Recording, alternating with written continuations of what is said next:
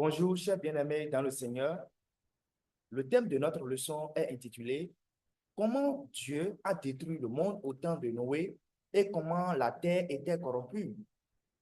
L'histoire de Noé est l'un des récits les plus puissants de la Bible, démontrant la justice et la miséricorde de Dieu. Elle est un avertissement pour les générations futures, en particulier pour nous qui vivons dans les derniers jours.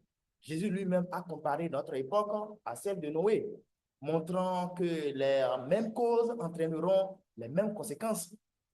Et le thème principal, comprendre pourquoi et comment Dieu a détruit le monde au temps de Noé et tirer des leçons pour notre génération. La corruption de la terre au temps de Noé. Genèse chapitre 6, verset 5.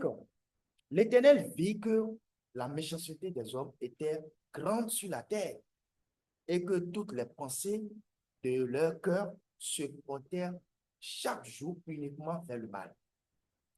Les hommes étaient complètement détournés de Dieu, vivant selon leurs propres désirs pécheurs. Chaque aspect de la société était marqué par le péché, notamment la violence, l'immoralité sexuelle et l'injustice. Genèse chapitre 6, verset 11 à 12. La terre était corrompue devant Dieu et la terre était pleine de violence. La violence n'était pas seulement physique, mais aussi morale et spirituelle. Les relations humaines étaient marquées par la haine, la trahison et l'exploitation. Le mariage corrompu. Genèse chapitre 6, verset 2. Les fils de Dieu virent que les filles des hommes étaient belles et ils prirent pour femme celles qu'ils ont choisies. Ces unions étaient contraires à la volonté de Dieu, mélangeant ceux qui suivaient Dieu avec les impies. Le résultat fut une génération encore plus éloignée de Dieu, abandonnée à ses passions. La réponse de Dieu, un jugement universel. Dieu décide de détruire la terre. Genèse chapitre 6, verset 13. La fin de toute chair est arrêtée devant moi, car ils ont rempli la terre de violence. Dieu ne tolérait pas indéfiniment le péché. Sa décision est un acte de justice, mais aussi de miséricorde pour stopper la propagation du mal. Une période de grâce 120 ans. Genèse chapitre 6, verset 3. Mon esprit ne contestera pas à toujours avec l'homme. Ses jours seront de 120 ans. Pendant 120 ans, Noé prêcha la justice et avertit les hommes du chemin à venir dans 2 Pierre chapitre 2, verset 5. Cependant, la majorité rejeta son message, se moquant de lui et ignorant l'appel à la repentance. Chers bien-aimés, c'est important, hein? Le jugement par le déluge. Le jugement par le déluge. La fermeture de la porte de l'âge. Genèse chapitre 7, verset 16. L'Éternel ferma la porte sur Noé. Une fois la porte fermée, il n'y avait plus de retour possible. Cela symbolise la fin de la période de grâce, la destruction totale. Genèse chapitre 7, verset 21 à 23. Il est écrit, tout ceux qui avaient souffre de vie périt, à l'exception de ceux qui étaient dans l'âge.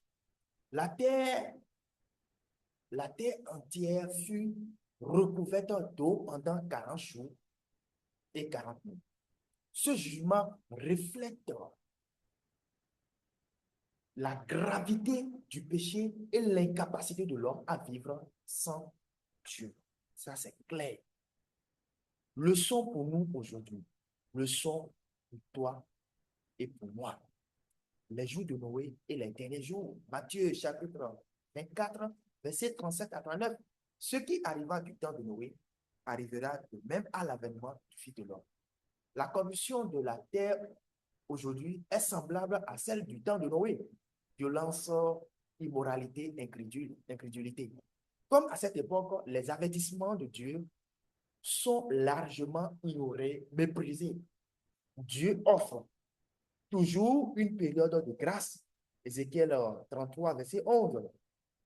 Je ne prends point plaisir à la mort du méchant, mais à ce qu'il se détourne de sa voie et qu'il vive. Alléluia. Aujourd'hui, Dieu nous appelle à entrer dans l'âge spirituel qu'est Jésus-Christ. Ceux qui rejettent cet appel connaîtront un jugement final. C'est capital. En conclusion, l'histoire de Noé est un avertissement solennel pour notre génération. Elle nous rappelle la gravité du péché. Le péché détruit non seulement l'homme, mais aussi la création, la patience de Dieu maintenant.